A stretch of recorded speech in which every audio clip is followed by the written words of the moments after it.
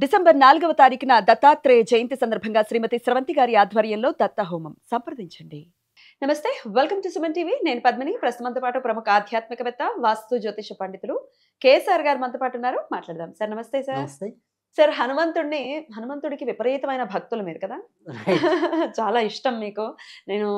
మనకి సుమారుగా 2 ఏళ్ల నుంచి ప్రయాణం ఉంది మీతో. నేను ఇంటర్వ్యూస్ చేయడం అయితే చెప్తూ ఉన్నారు కాబట్టి నేను విన్నాను పలుమార్లు. నేను అబ్జర్వ్ చేసింది, హనుమంతుడి గురించి ఏదైనా వస్తోంది అంటే మీరు ఎటువంటి పరిస్థితుల్లో వదిలిపెట్టరు, చెప్పే తీరుతారు.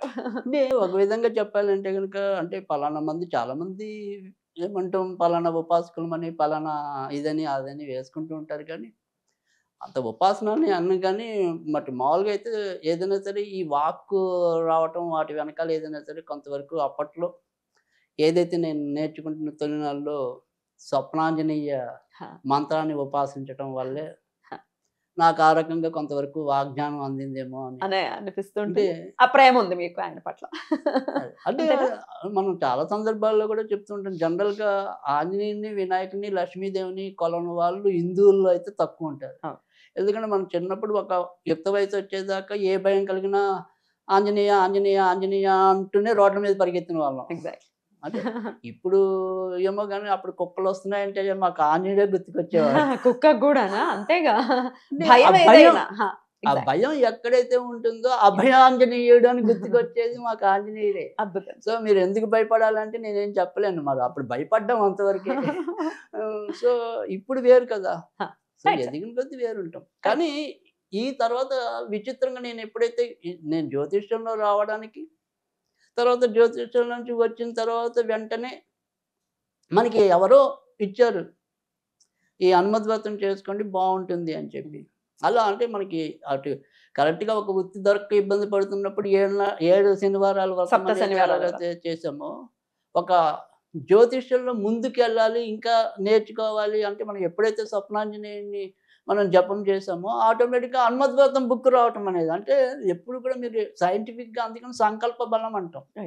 అంటే ఇప్పుడు మీరు గాయని అవ్వాలనుకున్నారనుకోండి, బాగా లోతుగా ఒక 10-15 రోజులు ఆలోచించారనుకోండి, వాళ్ళకి సంబంధించిన సమాచారం ఏదో ఒకటి మీకు అందుతుంది.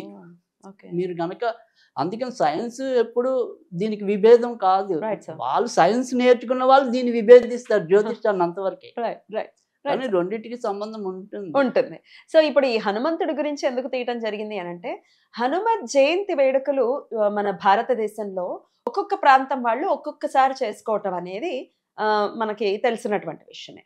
కొంతమంది చైత్ర మాసంలో చేసుకుంటారు, పాల్గొన మాసంలో చేసుకుంటారు, వైశాఖ మాసంలో చేసుకుంటారు, మార్గశిర మాసంలో చేసుకుంటారు. అట్లా ఇప్పుడు ఈ మార్గశిర మాసంలో వచ్చేటటువంటి ఈ హనుమత్ వ్రతం రేపు 3వ తారీఖు రాబోతుంది. హనుమత్ జయంతిగా జరుపుకునే అది కర్ణాటకలో, అంటే కన్నడం వాళ్ళు. కన్నడంలో వాళ్ళు. కానీ ఇది నిజానికి ఏంటంటే హనుమత్ వ్రతం అనేది ఎందుకు చేస్తారంటే కనుక, మొట్టమొదటిసారి అశోకవనంలో సీతని ఆంజనేయ స్వామి దర్శించిన రోజు కాబట్టి అప్పటి నుంచి హనుమత్ వ్రతం చేయటం అనేది వచ్చింది. అది ఇప్పుడు మార్గశిర మాసం, అంతేగా మార్గశిర శుద్ధ త్రయోదశి. మార్గశిర శుద్ధ త్రయోదశి రేపు 3వ తారీఖు రాబోతుంది. డిసెంబర్ 3వ తారీఖు. మరి ఈ మార్గశిర శుద్ధ త్రయోదశిని ఎలా వినియోగించుకోవాలి ఒక్కసారి మీ ద్వారా సార్? తప్పకుండా. అయితే ఇక్కడ ఏంటంటే అనంత పద్మనాభ వ్రతం లాగానే ఇది కూడా కొద్దిగా దీర్ఘకాలిక వ్యవహారం. అంటే ఎవరెప్పటికైనా సరే ఏదైనా సరే ఈ హనుమత్ వ్రతాన్ని నియమబద్ధంగా చేసుకోవాలనుకునే వాళ్ళకి ఒకటి చెప్తాను ఎలా ఏంటి అనేది. అలా కాకుండా ఆ రోజు వరకు ఏదైనా చేసుకోవాలి అనుకుని ఒక రెమెడీ కావాలనుకునే వాళ్ళకి ఒక పద్ధతిలో చెప్పడం అనేది ఉంటుంది. అయితే ఇది ఇంచుమించుగా ఇది కూడా 13 సంవత్సరాలు చేయాలి. అయ్యో బాబోయ్. రైట్. 14వ సంవత్సరం నాడు దాన్ని విరమింప చేయటం అనేది, అంటే ఉద్యాపన. సీతారాముల వనవాసం 14 ఏళ్ళు కాబట్టి ఇది 14 ఏళ్ళు చెయ్యాలి అనేది. మరి ఆనవాయితీ ఉంటుందా దీనికి?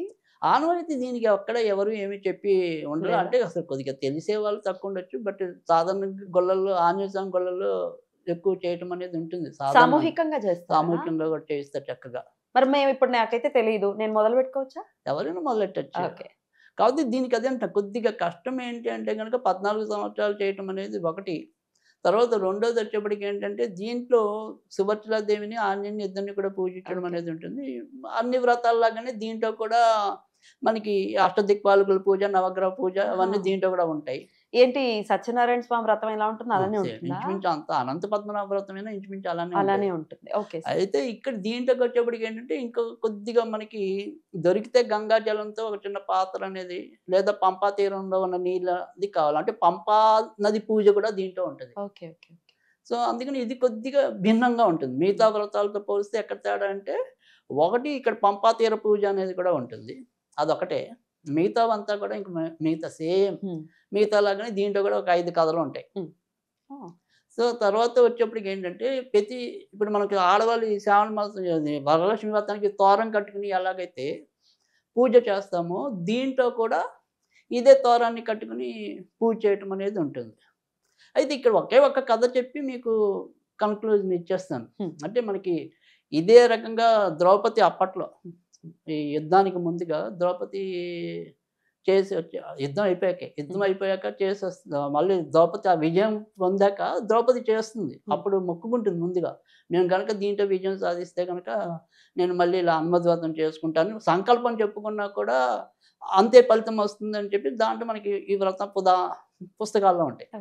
అయితే అప్పుడు చెప్పినప్పుడు ఏంటంటే తర్వాత అప్పటికి అంత అయిపోయింది, విజయం లభించేసింది కదా. కానీ అన్నమాట ప్రకారం ఈవిడ చేసుకుంటుంది. ఈవిడ చేసుకున్నాక తోరం చూస్తాడు, ఎవరిని వశపరచుకోవడానికి తోరాలు కట్టుకున్నావు ఇదేదని చెప్పి ఆమెను గేలి చేస్తాడు. ఎవరు? అర్జునుడు. అర్జునుడా?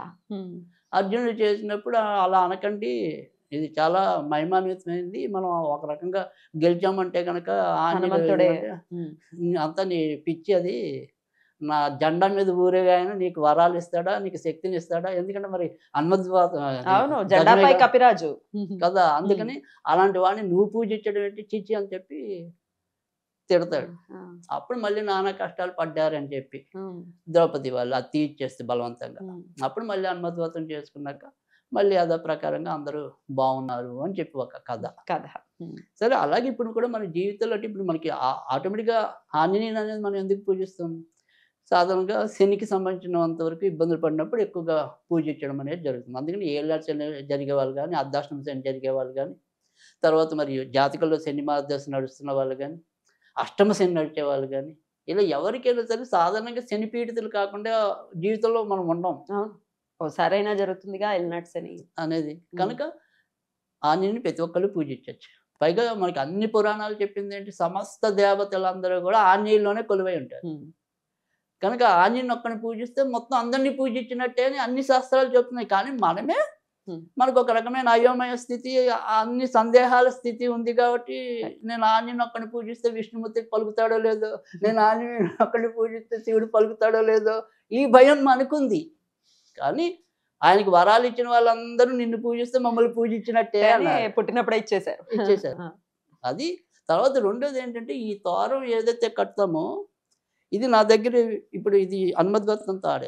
ఇప్పుడు మళ్ళీ రేపు నేను ఎప్పుడైతే హనుమద్వ్రతం బిగిన్ అవుతుందో అప్పుడు దీన్ని తీసేస్తా. అంటే ఆ తోరం సంవత్సర కాలం పాటు ఉంటుంది. అది మనం ఎవరికి ఇచ్చినా కూడా అంటే దాని యొక్క మంత్రమే, అంటే ఆ శ్లోకం తోరం కట్టుకున్నప్పుడు ఉండే శ్లోకం ఏదైతే ఉంటుందో, అంజనీ గర్భ సంభూతం రామకార్యార్థ సంభవం వరతోర కృతాభాసం రక్షమాల ప్రతివక్షణం.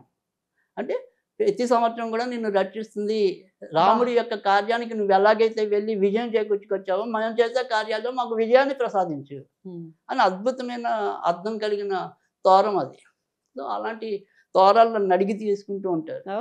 సో మీరు పూజ చేసుకున్నప్పుడు ఇస్తూ ఉంటారా? అది పూజ అయిపోయాక సాయంకాలం అడిగిన వాళ్ళకి ఇస్తారు. అంటే అది పూజ ఎప్పుడు అంటే ముఖ్యంగా ఇప్పుడు చిన్నపిల్లలు నిద్రలో దడుచుకుంటూ ఉంటారు, సో అలాంటి వాళ్ళకి కూడా మనం అడిగినప్పుడు ఇస్తూ ఉంటాం. సాధారణంగా నేను చేసుకునే వాటితో ఇప్పుడు ఈ తోరాలకు కూడా మనం పూజ చేసి అదే రోజు ఇవ్వడం అనేది జరుగుతుంది. మరి మీరు ఇచ్చిన వాళ్ళు కూడా అలా సంవత్సర కాలం పెట్టుకోవాలా? అంటే ఎవరైనా సంవత్సరం కాలం కూడా ఉంటుంది. వాళ్ళకి అదొక రకంగా రక్ష లాంటిది అని వాళ్ళు నమ్మారు కాబట్టి నన్ను అడుగుతూ ఉంటారు. అద్భుతం. కాదు, మేము చేసుకోవాలంటే చేసుకోవచ్చు, వాళ్ళ ఇంట్లో ఎవరైనా సరే చేసుకోవాలి. కాకపోతే 14 సంవత్సరాలు వతవుద్యాపన అనేది ఏంటంటే అప్పుడు 14 మందికి తీసుకొచ్చి భోజనం పెట్టడం అనేది, 14 మందికి మనం ఏదైనా సరే అనుమతి ప్రతిమ అది వెండిది చిన్నది మన శక్తి కొద్దీ ఇవ్వాలి.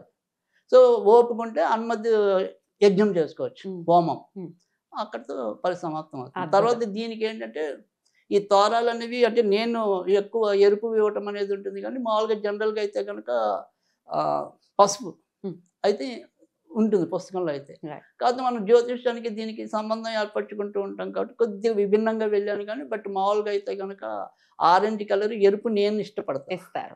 రైట్. అద్భుతం సార్. సో ఈ విధంగా చేసుకునేది మీ దగ్గరలో ఉన్నటువంటి గుళ్ళల్లో జరుగుతుంది అని అంటున్నారు ఖచ్చితంగా కాబట్టి జరుగుతుంటుంది. మరి వెళ్ళి ముందే తెలంగాణలో నాకు తెలుసుకోండి. తెలియదు కానీ ఆంధ్రప్రదేశ్ అయితే బాగా జరుగుతుంది. బాగా జరుగుతుంది. ఒకవేళ వెళ్ళి తెలుసుకుంటే ముందోసారి మీరు వెళ్ళి కనుక్కుంటే గనక చేస్తున్నారు సామూహికంగా అంటే వెళ్ళి కూర్చొని చేయించుకోవచ్చు. చాలా మంచిది ఇది.